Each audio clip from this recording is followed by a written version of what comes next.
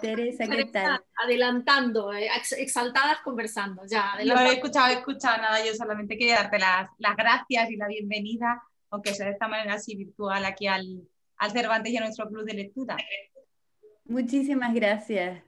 Vos sabés que estaba haciendo memoria, estuve una vez en el Cervantes en la India. Ah, en Delhi. En Delhi, exacto, exacto. Y fueron muy, muy amables, fue muy bonito. Seguramente estaba nuestro compañero Jesús Clavijo, que fue un gestor cultural que estuvo muchísimos años allí. Sí, bueno, sí, me imagino, porque me llevaron, en realidad fui a la Feria del Libro de Calcuta y de ahí pasé a Delhi, pero sí recuerdo con mucho cariño, fue una noche muy agradable, con muchas preguntas, una conversación muy buena. Qué lindo. Pues nada, nosotros aquí la verdad que un poco adaptándonos, ¿no? A lo bueno y a lo malo que tiene esta pandemia. Y lo bueno sin duda es que podamos contar con más escritores de los que estáis en América, que es más complicado normalmente teneros por aquí. Sí, es verdad. Esa es la parte buena, indudable. Pues no sé si, Valeria, no sé qué estamos, si estamos justos de tiempo, cómo andamos. Yo creo que bueno, y se irá incorporando la gente, pero ya son las 6 y creo que es oportuno que empecemos, ¿no es cierto? Así no desaprovechamos la presencia tan preciosa aquí de Majela Oduen. Bueno, ya Teresa abrió para todos nosotros el evento, así que ahora sí, formalmente, bienvenida, Majela. Creo que Carmen quería también dar unas palabras hoy, pero no sé dónde. Yo perdón, pero como tengo la vista del hablante, no la vi a Carmen. La vi entrar, pero luego la perdí. No sé, Carmen, ¿estás por ahí? No, simplemente quería, darte las gracias, Mángela, por estar aquí y sobre todo por unirte a este proyecto que estamos haciendo en el Instituto Cervantes de Milán, dedicado al cuento contemporáneo escrito con ñ. Y para los presentes aquí les explicamos un poco en qué consiste este proyecto. Durante todo este año y parte del año que viene vamos a dedicar a presentar a 21 escritores representantes cada uno de un país que habla español. Y de hecho, Majela es la primera de nuestros 21 escritores y todo esto concluirá con una antología que esperaremos publicar y tenerlo listo para el año que viene. Entonces, muchas gracias, Majela, muchas gracias sobre todo, primero por estar aquí y sobre todo por el cuento, que es maravilloso. Ya está, yo os dejo ya porque lo importante es que habléis vosotras. Gracias, Carmen. Pues estupendo. Yo, como siempre, voy a presentar formalmente a Majela y ya saben que este encuentro está pensado para todos ustedes, los participantes del club. Entonces yo voy a hacerle una pregunta a Majela como disparadora de esta conversación, pero los invito a todos ustedes a usar el chat y hacer las preguntas que yo encantada se las iré leyendo a Majela, así nos evitamos lo de la apertura y cierre de los micrófonos que por ahí puede provocar problemas de conexión. Si este evento se graba, si alguien no quiere salir grabado en el evento, les pido por favor que cierren sus cámaras porque es imposible pedir el consentimiento de todos. Así que si están con las cámaras abiertas, entendemos que nos dan el consentimiento para la difusión de su imagen. Bueno, tenemos hoy a Majela Godoen, escritora y periodista boliviana, autora del libro de entrevistas Mujeres de Costado, de la novela El sonido de la H, con la que recibió el Premio Nacional de Novela, y del libro de cuentos La composición de la sal, que hablábamos justamente antes de empezar. Es el libro con que yo la conocí a Majela, es un libro precioso de cuentos que ganó el Premio Hispanoamericano de Cuento Gabriel García Márquez. Es un cuento que está traducido a muchos idiomas y que ha sido publicado en muchos sitios. Yo le contaba a Majela, tengo aquí la del Libros del Zorzal, que es una edición argentina. En el marco de esto que estaba contando nuestra gestora cultural Carmen Canillas, vamos a trabajar también no solamente con autores que invitamos al club, sino en marzo arranca un seminario de lectura de este cuento escrito con ñ, y vamos a trabajar 2 meses con varios autores. Es un ciclo que se irá repitiendo hasta completar esos 21 autores que mencionaba Carmen. y con Majela arrancamos el ciclo. El cuento que ha compartido hoy con nosotros, que tiene esos versos tan bellos como tristes, de Pavese, integran un libro inédito que fue finalista del 6º Premio Ribera del Duero. Vendrá la muerte y tendrá tus ojos. Vamos a hablar del cuento, vamos a hablar de todo lo que ustedes quieran preguntarle a Majela. Me interesa también contarles que Majela dirige junto a la escritora Giovanna Rivero, que hemos leído el año pasado también en el seminario, algún cuento de ella. Bueno, dirige con esta escritora la editorial Mantis Narrativa, especializada en publicar el trabajo de mujeres hispanohablantes, y la revista especializada en literatura boliviana, El Ansia. Majela está ahora en Oregon, aunque no vemos mucho desde su ventana, donde cursa un doctorado en literatura y lenguas romances en la Universidad de Oregon, allí en Estados Unidos.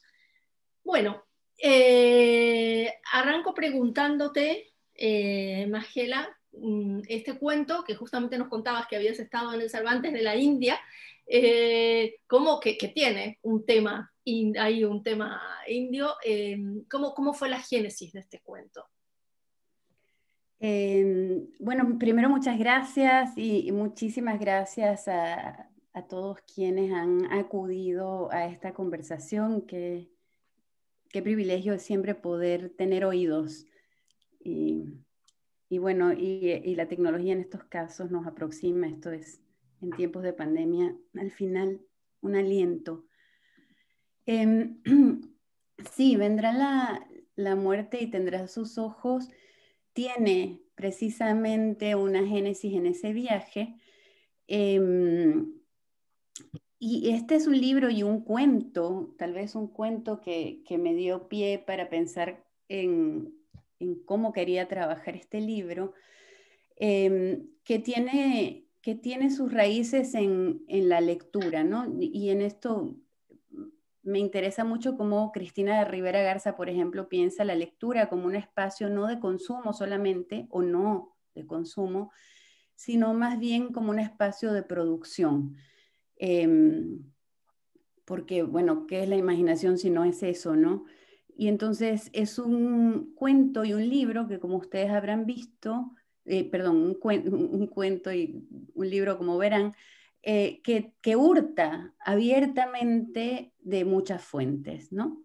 Pero la génesis de este cuento, porque así es como me vienen los cuentos, tienen que ver con una imagen. Y yo, en ese viaje a la India, fui a un lugar donde había elefantes y me quedé impactadísima con una elefante albina de ojos claros, con la mirada más triste que he visto en un animal en mi vida. Y yo la estaba observando y tocando, además tenía el cuerpo tatuado de dibujos, ¿no? Estos dibujos bellísimos que hacen en la India. Y el mahut, es decir, el montador, dijo: tienes los ojos de la elefante. Y entonces me quedó esta imagen reverberando, y este es pues el origen de este cuento, que de allí, digamos, fue creciendo o expandiéndose hacia otros lugares, ¿no? Digamos que esa es una de las fuentes que tiene. Y la otra clara, que tiene que ver con el nombre del cuento, es Pavese, ¿no? Es este largo poema que le dedica a la muerte, que es casi una elegía de su propia muerte, ¿no? Es en realidad una serie de poemas, son 10, que van desde la madrugada hasta la noche, y que de alguna manera son la génesis de su propia muerte, ¿no? Él lo escribió, y este es un poema póstumo que luego fue reconstruido, ¿no? Es un poema que él dejó casi listo, ¿no? Para ser leído luego, y que narra eso que él además quiso hacer durante muchos años en su vida, que es suicidarse, ¿no? Entonces, la escritura como un tiempo de espera, la escritura la escritura como, digamos, la espera del suicidio, pero también como el suicidio como un vicio de pensamiento, y entonces creo que así le decía Piglia esto, ¿no? Entonces estas dos ideas estaban trabajando en mi cabeza por separado, y entonces empecé ahí a pulsar la historia, ¿no? Bien. Mientras espero que vayan haciendo las preguntas, y ahora que lo mencionaste a Piglia, naturalmente hablo más bien de los cuentos que conozco, que son los de la composición de la sal, porque lamentablemente todavía tenemos que esperar para, para ver tu nuevo libro de relatos. Creo que de alguna manera los cuentos que vos contás tienen siempre dos historias, ¿no? Como dijo Pili en ese breve ensayo, qué formas breves, ¿no?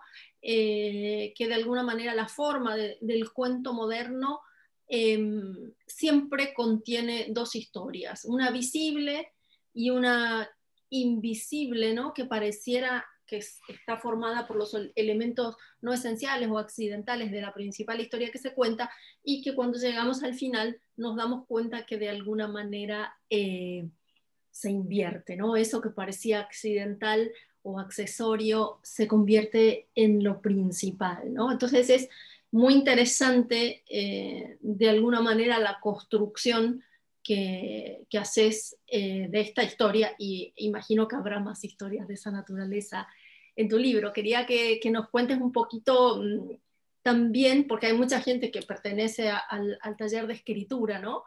Un poquito más acerca de la cocina de la escritura.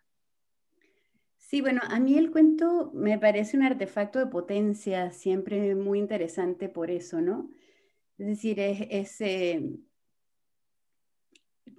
la industria editorial como lo ha despreciado por mucho tiempo por su cortedad, ¿no? Privilegiando, porque bueno, la modernidad es así, ¿no? Privilegia las formas grandes, pero en realidad el cuento es un artefacto que aparentemente corto trabaja una gran hondura, ¿no? Los buenos cuentos siempre tienen esta cualidad para mí, o por lo menos los que a mí me gustan, y es que en una distancia muy corta pueden decirte un montón de cosas, un universo muy profundo en el cual navegar en esos arquetipos que construyen nuestra memoria colectiva y que están allí navegando sobre todo en la oralidad. Esto es muy interesante también en el cuento oral, ¿no? Entonces, digamos, un modo de plantar, pienso yo, esa densidad y esa tensión tiene que ver con la acumulación, ¿no? Y la acumulación tiene que ver con la superposición o con la enumeración, ¿no? Yo ahora he estado reflexionando bastante sobre eso a propósito de la poesía, que tiene mucha relación con el cuento, ¿no? Es decir, el cuento es un artefacto que honra mucho el silencio, entonces trabaja por acumulación y deja muchos espacios abiertos para que sea el lector el que los llene. Entonces, toda esa composición hace que, primero, el lector sea un interlocutor activo, y segundo, que las historias se superpongan de una manera casi natural. Ahora, la cuestión ahí es cómo se superponen esas historias. En ese propio ensayo que vos mencionás, Piglia habla de distintas formas, ¿no? Es decir, el estilo de Poe, el estilo de Kafka, es decir, cuando una historia emerge al final o cuando va emergiendo en el camino, etc. Pero en realidad lo que yo creo es que si pensamos en un ejemplo, para ponerlo de manera más gráfica, como el Aleph de Borges, digamos, este artefacto que es el Aleph que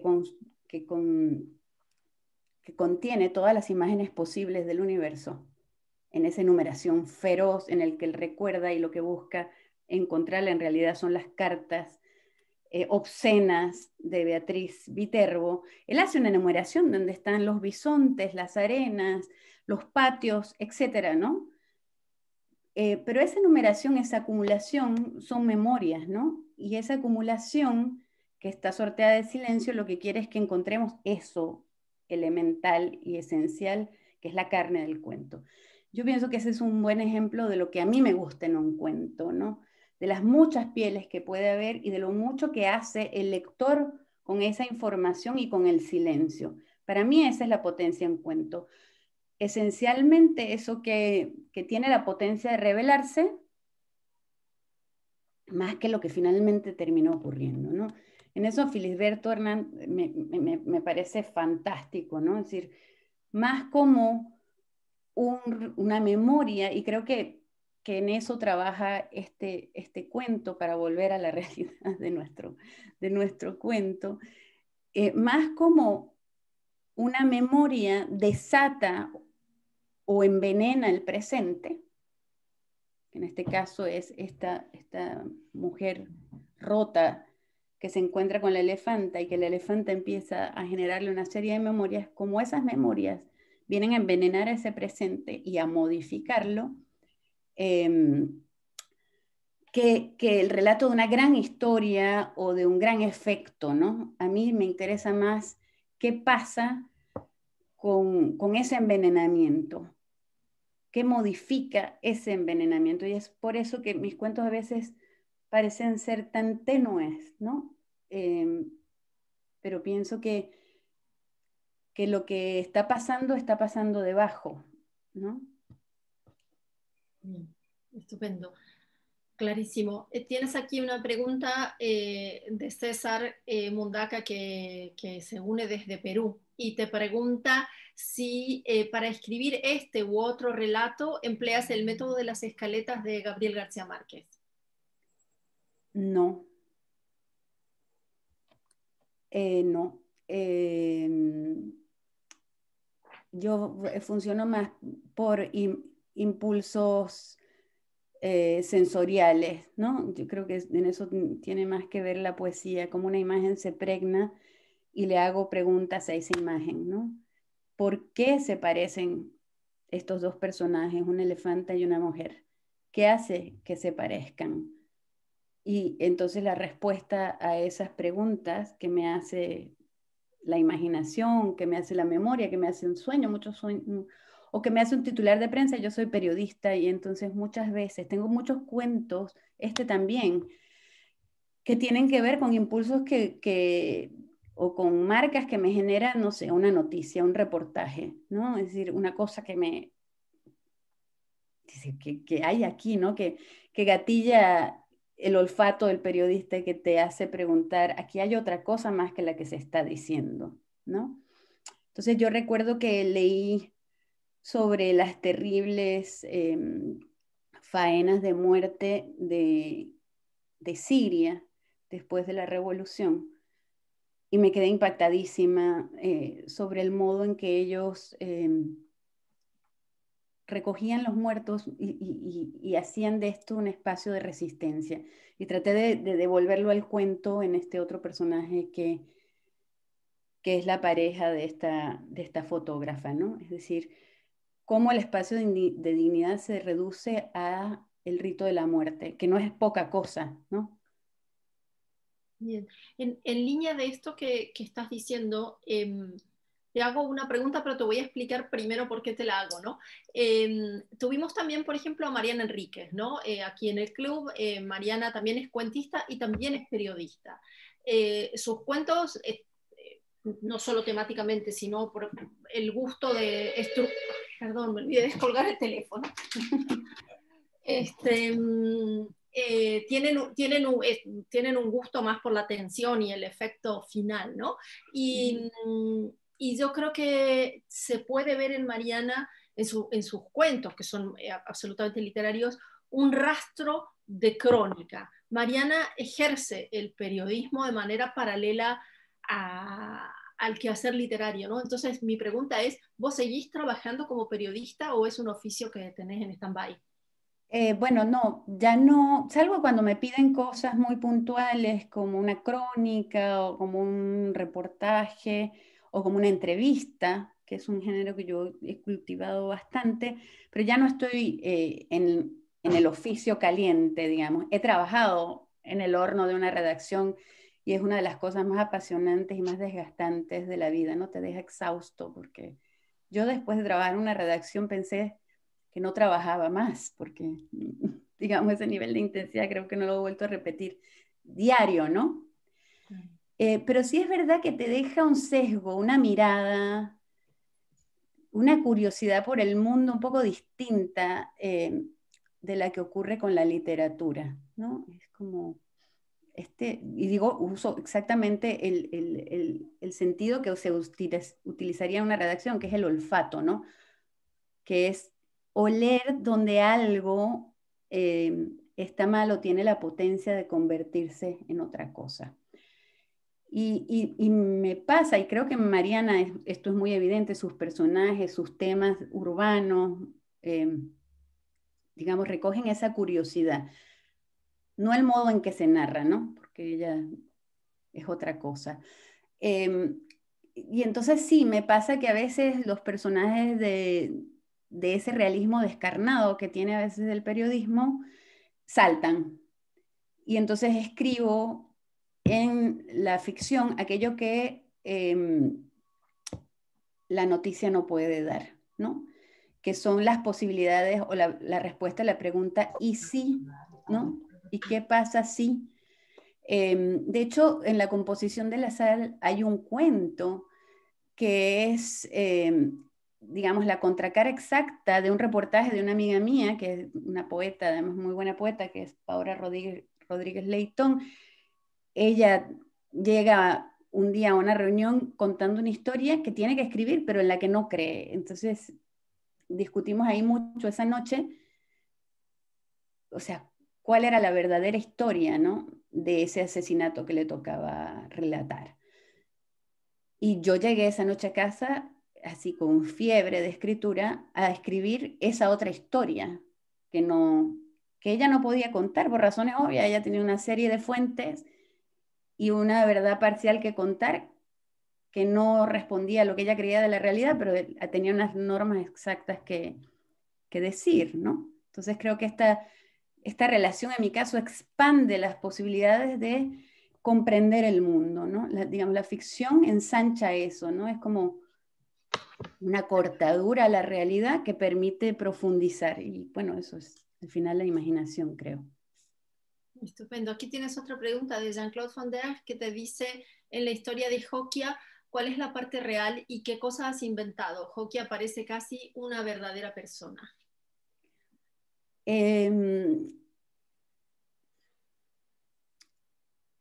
Datos de la realidad, ¿no? Es verdad que en Tailandia hay estos lugares de recuperación de las elefantas, por ejemplo. Es un cuento súper documentado en sus referencias, ¿no? Porque como iba a trabajar con una realidad que en realidad no conocía nada, leí muchísimo sobre desde Ganesha, digamos, desde la diosa, el dios indio con cabeza de elefante, que es además fabuloso porque ahí empezó a entender que era un elefante por una razón también inherente al cuento y a Pavese, porque esta deidad, que es la deidad que no tiene forma, en realidad tiene la cabeza de un elefante, pero es para ellos una no forma.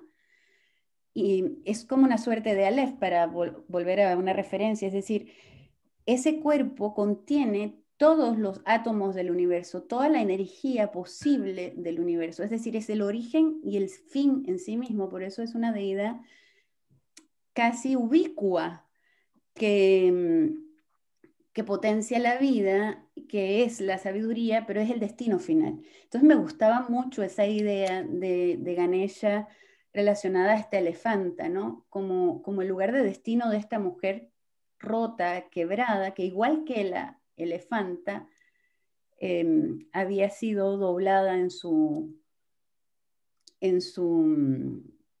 esencia, ¿no? Y por otra parte, me interesaba la aproximación a un mundo desconocido sin el prejuicio de Occidente, ¿no? Sin este prejuicio que hay sobre las otras culturas que no tienen que ver con la occidental, ¿no? Con esta idea de que todo lo demás que nos conocemos tiene como un halo de misterio, pero también un lugar en el que, ojo, con cuidado nos aproximamos en general e inconscientemente muchas veces juzgamos, ¿no? Es decir, una manera de juzgar el cuento es la tremenda violencia que hay alrededor de los elefantes. Otra manera, y esa era una de las pulsiones esenciales del cuento, es, digamos, invitar al lector a aproximarse a esa otra cultura, desprejuiciadamente, ¿no? Y el Mahut ahí hace eso, ¿no? Está todo el tiempo en una relación de curiosidad, pero también de pinchamiento con ella, ¿no? Es decir, están intercambiando, pero él también la está obligando a mirar eso que ella se resiste a mirar y que termina mirando, ¿no? Así que todo lo que le da base al cuento tiene como una amplia investigación y de allí a mí me interesa una de las cosas que descubrí con este cuento es una cita de Carol que habla de la memoria y dice, es un tipo de memoria muy pobre la que solo funciona hacia atrás, dice él. Y a mí me parecía que esto dialogaba muchísimo con este cuento y con lo que al final para mí es casi mi propia poética de lo que es un cuento, ¿no? Para mí un cuento finalmente es un corte en la memoria, ¿no? Es como este pequeño dolor, esa rasmilladura que nos anima a recordar un dolor que no hemos vivido, ¿no? Y yo creo que esa es la potencia final y bellísima que nos concede la literatura cuando la leemos y cuando la hacemos. Me dirás, vos también sos escritora y también trabajas con poesía y con cuento, ¿no? Yo comparto muchísimo, estoy tomando notas porque comparto muchísimo de lo que decís, me está pareciendo súper interesante y te agradezco la generosidad en prodigarte, ¿no? Hablando de todas estas cosas. Eh, Tengo aquí dos preguntas que refieren a lo mismo sobre el uso de la cursiva en el cuento, Magiela. Sí, bueno, yo ahora lo puedo leer como más conscientemente. Estas cosas uno no las sabe o no las... Porque si no todos escribiéramos cuentos y además no solo no los escribiéramos, sino decidiríamos ser Joyce o, no sé, o Carson McCullers, ¿no? O sea, estas lecturas que uno hace son generalmente posteriores, pero yo me encontré con un texto de Cristina Rivera Garza, a quien estoy leyendo apasionadamente últimamente, y ella tiene un texto sobre las desapropiaciones de los eh, sobre el gesto de la desapropiación que hacen algunos o algunas autoras, ¿no? En lo que ella define como las escrituras geológicas. ¿Y qué es esto? La desapropiación para ella es el modo en que un escritor honra esas fuentes de las que ha leído, porque todos, este mito, digamos, muy decimonónico y muy masculino, además, por otra parte, de yo soy el centro del universo y la inspiración toda está en mí y yo soy el creador de todo, es la cosa más falsa del mundo, ¿no? Entonces lo que ella dice es, todos apropiamos, solo que algunos escritores lo honran y se dan modos para hacer ese robo, ese hurtamiento visible estéticamente. Entonces, yo no sabía eso cuando hice esto, pero estoy haciendo esta lectura posterior, porque una de las cosas que yo me propuse cuando escribí ese cuento es honrar a Pavese y todo lo que Pavese le daba a este cuento sobre su hastío, sobre su dolorosa permanencia en la vida a este personaje, ¿no? Porque este es un personaje que en el fondo quiere irse, ¿no? Y a la manera de los existencialistas ven la muerte final, ella y su pareja en Siria, ¿no? ven la muerte como un umbral hacia otro momento, ¿no? No ven un final en la muerte. Al final hay como hasta una relación de descanso, ¿no? De este tránsito. Entonces, ¿cómo hacer que el lector entrara o se sumergiera en esa tristísima poesía y en ese universo maravilloso que es el oficio de vivir de Pavese, sin decir, ven lector y lee, conoce a Pavese, ¿no? Entonces me parecía que una manera de hacer este acto quirúrgico, de que era poner allí la pequeña cicatriz de Pavese, era la cursiva, ¿no? Era ponerlo, dejarlo marcado, pero retirarme. Y entonces traté, de hecho, digamos, los versos que están recogidos en el libro, creo que estoy hablando demasiado, porque eso en realidad debería encontrarlo el lector, pero de hecho, como conté, ese largo poema o esa serie de poemas que es Vendrá la muerte y tendrá los ojos, que además tiene una edición muy bella de Calvino,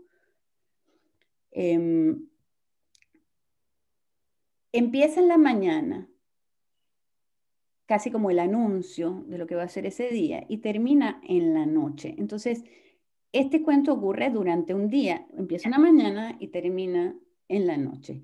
Entonces recoge distintos versos de distintos momentos del día de esta serie que comento. Bien, estupendo. Al hilo de lo que venimos conversando y ahora paso a otras preguntas, hablaste de que de alguna manera los temas que te inspiran o que te conmueven a la hora de escribir son un poco la propia literatura, que yo siempre, que es algo que yo comparto, digo siempre que la literatura viene de la literatura, más que antes que de la vida, ¿no? No porque la vida no sea importante, pero digo que en general digo siempre esta frase que es así un poco verdad de perogrullo, pareciera, la literatura viene de la literatura, esto que rescatás de Cristina Rivera Garza, que de la literatura como espacio de producción. Lo segundo es un tema que también trabajamos mucho nosotros en el taller de escritura, que es el apropiacionismo, ¿no? No pensar, justamente porque la literatura viene de la literatura, no es que somos unos genios que explotan las cosas y que nunca se hicieron antes, ¿no? Entonces, digamos, de alguna manera, esa sería como tu primera inspiración. La segunda dijiste que era también, que me interesó mucho, que la ficción era un espacio que ensancha el mundo, si no te tomé mal la nota de lo que dijiste, y que de alguna manera algunos cuentos son originados por esas historias verdaderas a las cuales, si te sujetaras a la fuente, no podrías terminar de narrarla o ver la cara B, ¿no? Me interesaría que nos digas si hay algo más, además de lo literario, esa respuesta para ensanchar al mundo, algo más que vos, por ejemplo, también proveniente de otras artes, que es una pregunta que suele interesar, que te conmueva, que te inspire a la hora de escribir. Sí, antes de responder eso, porque me voy a tomar como unos segundos de pensarlo, decías esto de que la literatura está hecha sobre todo en literatura y es verdad, ¿no? Creo que era Melville el que decía, no, navegué por mares y por bibliotecas. Y me recuerda mucho una anécdota de Gardner a propósito de Hemingway, que decía, Hemingway es un tramposo, porque él le dice a todos los lectores, ve y vive, ¿no? Sé boxeador, sé pescador, sé reportero de guerra, pero él estaba ahí todos los días escribiendo y devolviendo manuscritos a sus lectores, a su pequeño grupo de lectores en París, y, y estaba haciendo eso que hacemos, ¿no? Dialogar más con las lecturas, como emulando, como que viviendo, si su literatura tiene más que ver con ese proceso de devoluciones que con lo otro. Y creo que tiene que ver, que es mucho cierto, ¿no? Hay grandes escritores que no salieron de su cuarto, punto, ¿no? y hay lo contrario, pero sí, sí creo que tiene que ver con la literatura. Y yo creo que más que con la literatura en sí, que obviamente tiene que ver con la lectura, ¿no? La lectura de los signos del mundo. Y entonces ahí enlazo con tu segunda parte, porque ya pensé. Este, y es que, claro, leer es descifrar signos.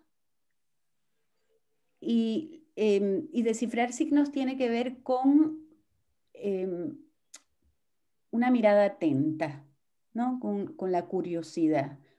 Y eso tiene que, y entonces los signos pueden estar en cualquier sitio. Y además yo creo muchísimo en la contaminación artística, es decir, por eso París, Buenos Aires, España, Barcelona, Nueva York, han sido, ¿no? Yo estoy leyendo a los poetas New York, ¿cómo se llama? Puertorriqueños neoyorquinos, una fusión brutal, son súper, súper poderosos, hacen cosas de rap y de poesía impresionantes, pero eso está ocurriendo ahí, o el nacimiento de la salsa, por ejemplo, en Nueva York.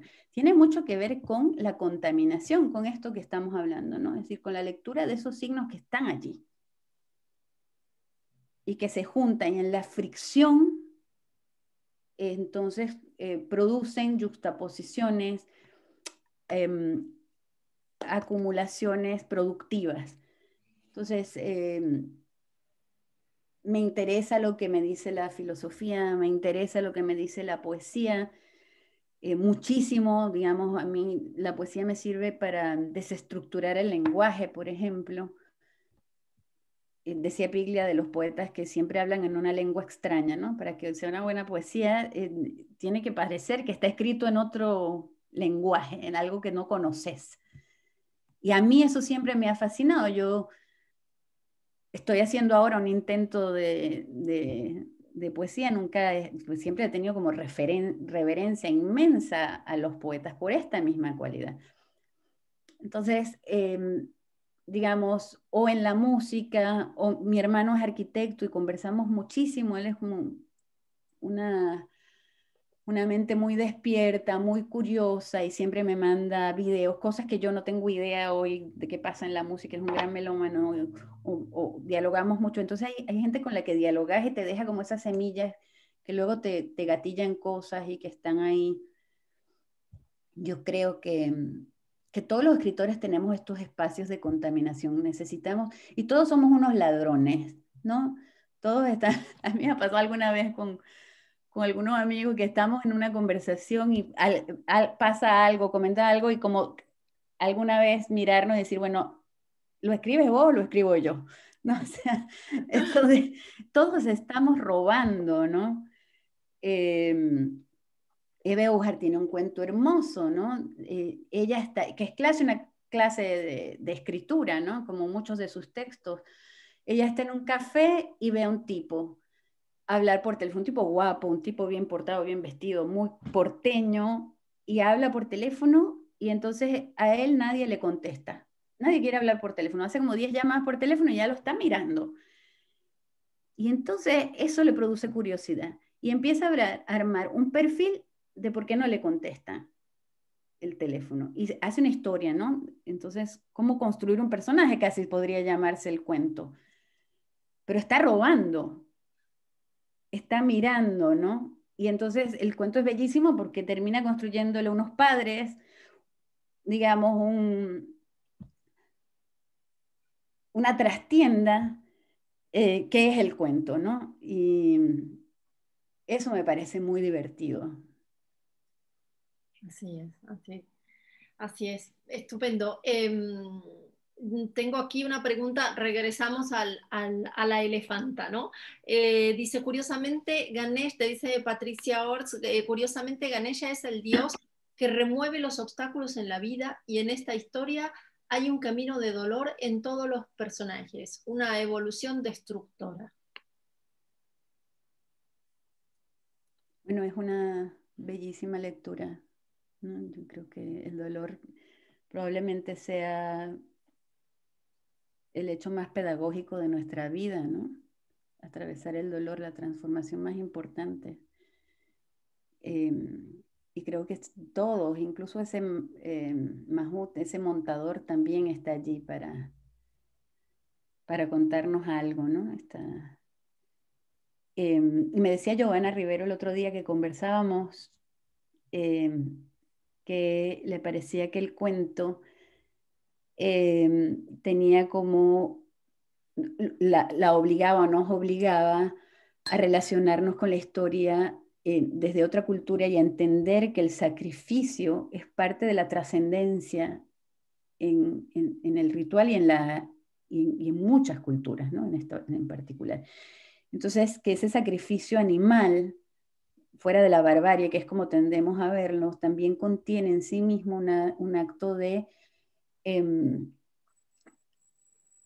ofrecimiento, ¿no? Y de crecimiento cultural que estaba allí portado. Y entonces es interesante verlo así porque nos saca de ese lugar jerárquico también, ¿no? De mirar lo que hacen otros distinto de nuestro, de un modo un poco superior, ¿no? Bien, estupendo. Te preguntan también, al hilo de lo que venías conversando antes, Jean-Claude, ¿quiénes son los autores a los que quieres robar más? Uy, qué bonita pregunta, Más qué mejor. difícil.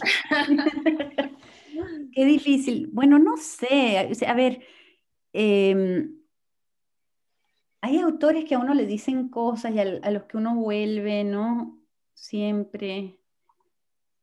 Em, digamos, quizás los autores con los que uno comenzó ya no son los que uno busca. Yo creo más en esos que uno ha buscado conscientemente luego, ¿no? Como la genealogía que uno se construye después.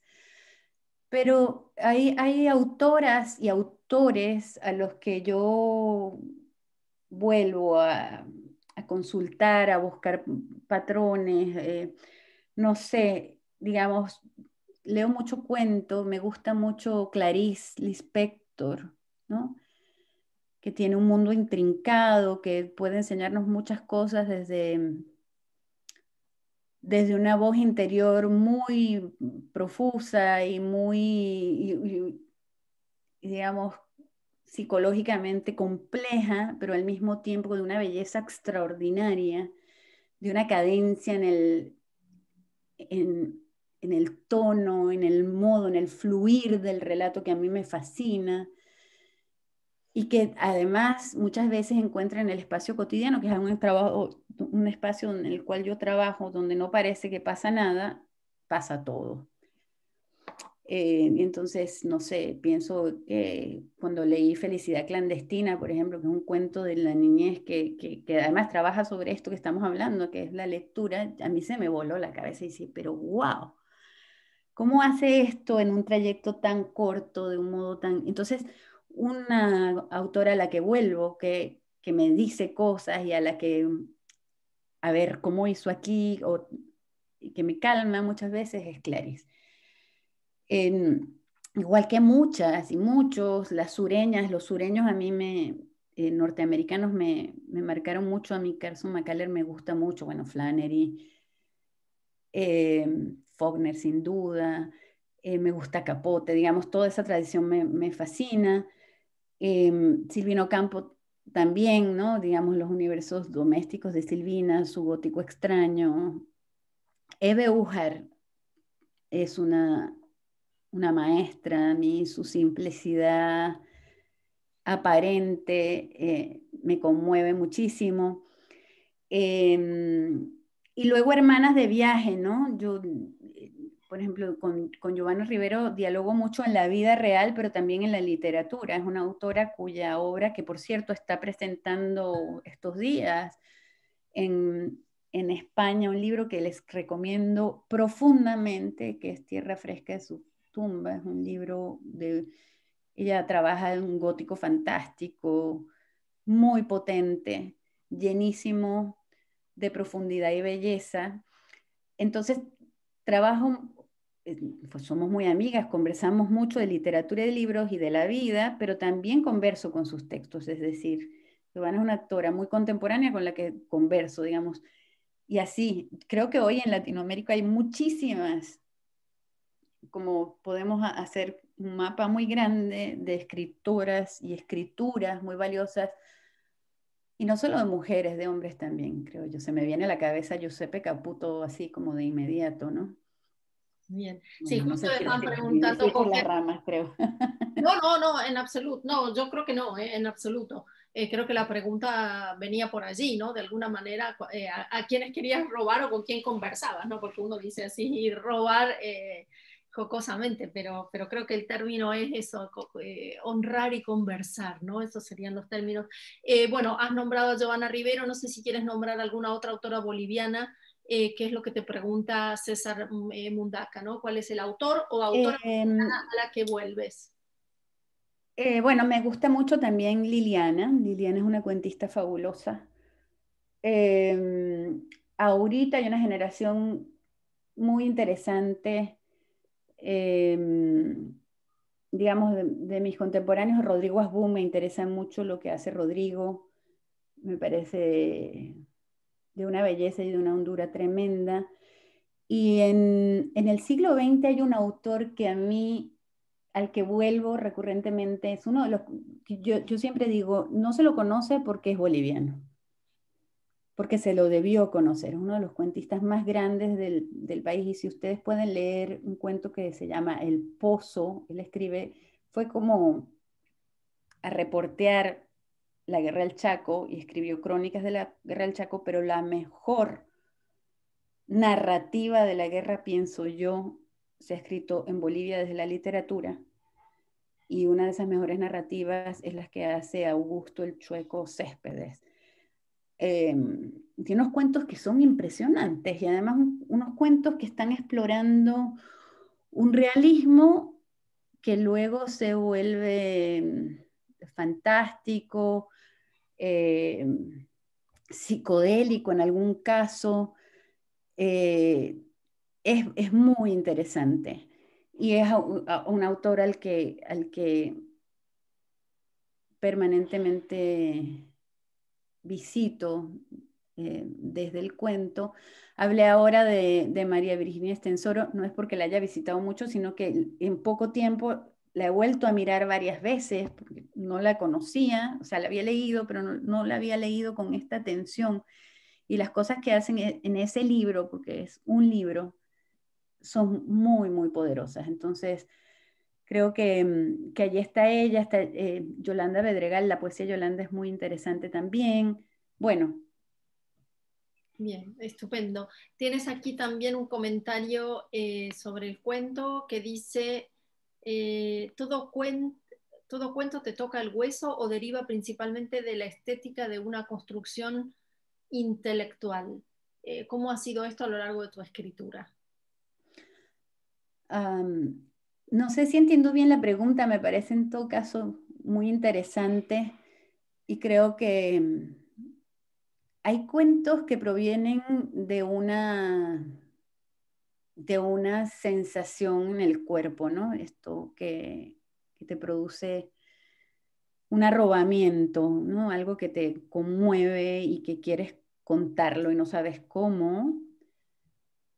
Y hay otros cuentos que probablemente vienen de una memoria, de un trabajo intelectual. Yo tengo un cuento en este libro nuevo en el cual junto las dos cosas, ¿no? Es un cuento que narra la muerte de alguien muy cercano, eh, y que al mismo tiempo esa muerte no se había hablado nunca en mi familia.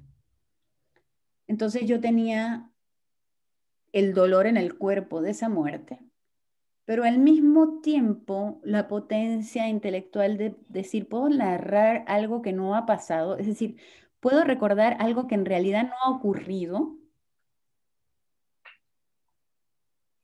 que es esta elaboración colectiva sobre esta muerte.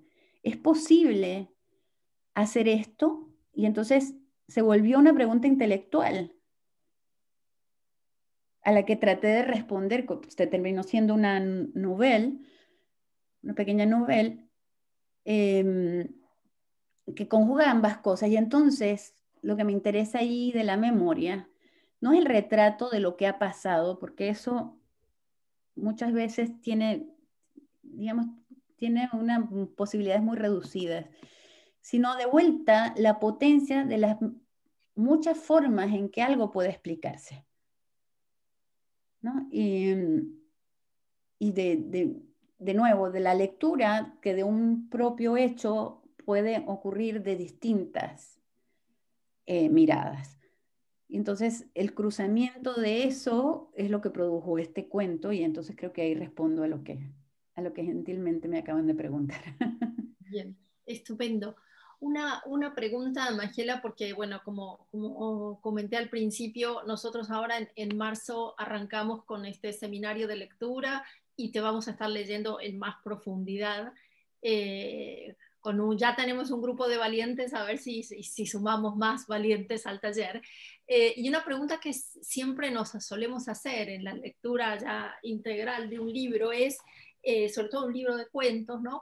¿Cómo ordena el autor? ¿Qué metodología sigue para estructurar un cuento, un libro de cuentos? Sí, es una pregunta de las chungas. Es una pregunta chunga, como vos decís, y yo no tengo una receta, ahí me guía la intuición, ¿no? Me guía la intuición y el ritmo de lectura posterior.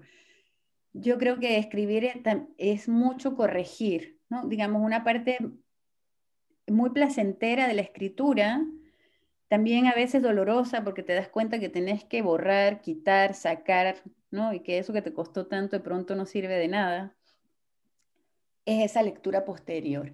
Yo creo que esa lectura posterior es clave para darle organicidad a un libro de cuentos. El libro de cuentos, si bien se puede leer despiezado, ¿no? Hay gente que entra, yo por ejemplo, entro a un libro de cuentos y trato de leer en orden porque entiendo que ahí hay como una decisión del autor, pero siempre termino faltando a esa premisa. Siempre entro por los costados, al final leo por atrás, por adelante, por el medio, ¿no? Eso también es inherente al libro de cuentos, pero a pesar de eso, hay como una apuesta de lectura.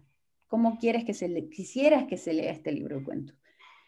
Porque esa apuesta de lectura compone un ritmo, digamos, un tono, una música interior, ¿no? Que puede ser de pronto muy energética, luego volverse melancólica, luego dar un golpe al final, qué sé yo, ¿no?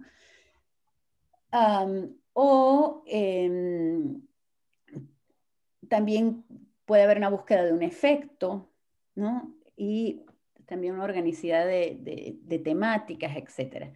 Así que, dicho esto, luego pongo los cuentos, los organizo, empiezo a leerlos y me doy cuenta que no, que de pronto se vuelve muy lento el libro hacia el final, porque los cuentos hacia el final son de un orden, digamos, más lento y dejan al lector más aletargado, y entonces decides ponerlos en otro orden, o decidís que tu mejor cuento está al final, aunque esa premisa ya está más que superada. No sé, Páginas del Puma, por ejemplo, suele poner poderosísimos cuentos de entrada como para enganchar y decir, bueno, a ver si te animas a seguir leyendo, ¿no? Es decir, te da... Así que es muy intuitivo. Y entonces en ese espacio leo yo, pero luego le doy a leer a la gente en la que confío, que no, que sabes que te va a hacer una devolución comprometida y al mismo tiempo despiadada. Te va a decir, ¿sabes qué? Esto no funciona nada, no me gusta nada esto. Ya es como un ojo externo. Y creo que sí funciona. De hecho, este último libro he cambiado el orden como 4 veces, ya el editor me va a matar, pero ya creo que esta última es la definitiva. ¿Cuándo tenemos libro, Magiela? Ya está listo, ya se va a publicar en Bolivia, yo creo que hasta mediados de año. Primero se va a publicar la novela que se llama Solo vuelo en tu caída, y luego se va a publicar el libro de cuentos. Pero para fuera de Bolivia solo va a estar el libro de cuentos junto, que incluye la novela, y eso ya no sé. Eso me dirá. No, Me mi curiosidad era dirá. justamente por España, porque es donde yo puedo acceder mientras no Yo creo que tenga. pronto, pero no lo sé. Todavía eso está. Recién acabo de entregarlo, así que. Vale, pues nada, ya nos enteraremos.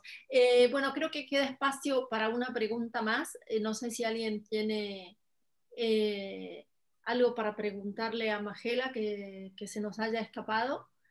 Puedo decir direttamente perché così non tengo tempo para teclarlo. Simplemente he leído diferentes entrevistas y he visto que prefieres los libros de cuentos. ¿Por qué escribes una novela entonces? Porque a veces hay historias que no caben en una distancia corta, ¿no? Que tienen más ramificaciones, más personajes que naturalmente se van ensanchando. Es decir, no me siento pensando, voy a escribir una novela. Sencillamente me doy cuenta que se desborda, ¿no? Tampoco es que he escrito muchas novelas, ¿no? He escrito una novela, pero me parece que yo lato más en el cuento. Estupendo. Yo, por todo lo que ibas diciendo, no me sorprende que estés trabajando también poesía, ¿no? Porque me parece que tanto lo que has dicho en relación con la condensación y cómo se llega a esa condensación con la superposición, la enumeración, la acumulación, así como lo que tiene que ver con que el cuento honra el silencio. Y por último, el tema rítmico en la estructuración, me parecen respuestas que son muy cercanas a la poesía, ¿no? Entonces, bueno, te veo así como en una línea de pensamiento. Y yo creo que el cuento y la poesía se parecen mucho, no en sus efectos, pero sí en su génesis y en su armado, ¿no? Y esencialmente tienen que ver, que lo decimos siempre en el taller de escritura, ¿no? Que un cuento responde a la pregunta ¿en qué se parece, en tu caso, por ejemplo, un elefante a esta señora sueca, ¿no? Esa pregunta que parece tan disparatada, pero que termina articulando una historia.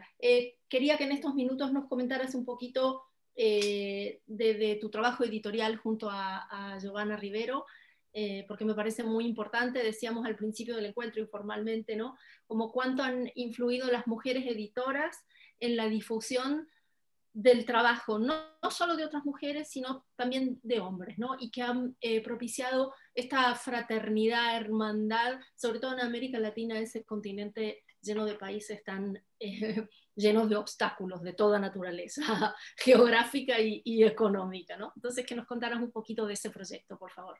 Sí, Mantis es un proyecto editorial que emprendimos Giovanna Rivero y yo hace unos años, un poco impulsadas por una cierta frustración ante el mercado, ¿no? Es decir, un mercado que tenía poca cabida para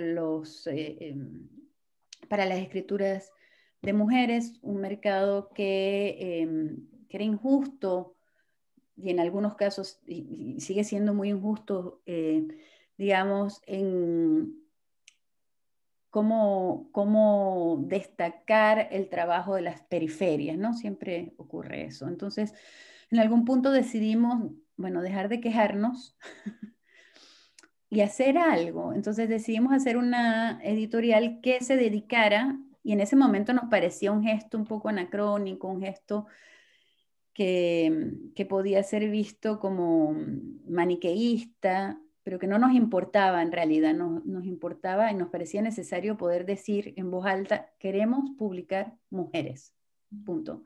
Que además escriban en español, bolivianas y no bolivianas, consagradas, pero sobre todo voces nuevas, voces emergentes. Y eso es lo que nos propusimos y hemos tratado de hacer en nuestro catálogo que publica 2 o 3 títulos al año. Este año va a publicar 3 porque el año pasado por la pandemia no pudimos hacerlo, pero este año va a tener su primer emprendimiento en Estados Unidos, o sea, fuera de Bolivia. Vamos a publicar una autora de un pensamiento muy poderoso, controversial, que no puedo decir por cábala, soy súper supersticiosa, somos, sobre todo la bruja de Giovanna, que además es un poco astróloga, eh, pero es una autora cuyo pensamiento es muy rotundo y nos parecía importante que esa originalidad, que no tiene que ver solo con su gesto escritural, sino con la potencia de sus ideas, sea conocida afuera. Entonces, este año vamos a tener eso y va a ser además un libro que circule en un territorio que no conocemos, ¿no? Que nos parecía interesante derrotar la pandemia así. Pues estupendo. Entonces apunten todos, Mantis, el nombre de Mantis, así podemos curiosear dentro de unos meses a ver qué novedad editorial nos tienen ahí reservadas. Yo, querida Magiela, encantadísima de finalmente haberte conocido, aunque sea mediada por esta pantalla. Espero no sé, que en el futuro nos puedas visitar en Italia, ojalá. Así le ponemos el cuerpo también y no solo la voz y la imagen a tu persona. Muchísimas gracias a vos. Bueno, por supuesto, en nombre del Instituto Cervantes, le agradezco no solo a Magiela, sino a todos ustedes la presencia. Los invito en marzo al club que va a estar con nosotros el escritor panameño Pedro Crenes, y también los invito calurosamente una vez más a nuestro taller de lectura, que lo vamos a empezar con las obras de Magiela y seguiremos haciendo todo un recorrido muy interesante por esos 21 autores hispanohablantes que han sido seleccionados para integrar esa antología bilingüe. Así que yo por mi parte nada más agradecerte, así ya que el cuento tiene corte indio, namaste, Igualmente, namaste.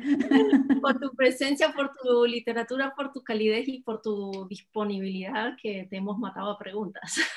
No, muchas gracias a ustedes, ha sido muy lindo conversar con vos y con el público que ha sido generoso en sus preguntas también. Pues nada, entonces, muchas gracias a todos y ya nos despedimos. Gracias. Chao. Chao.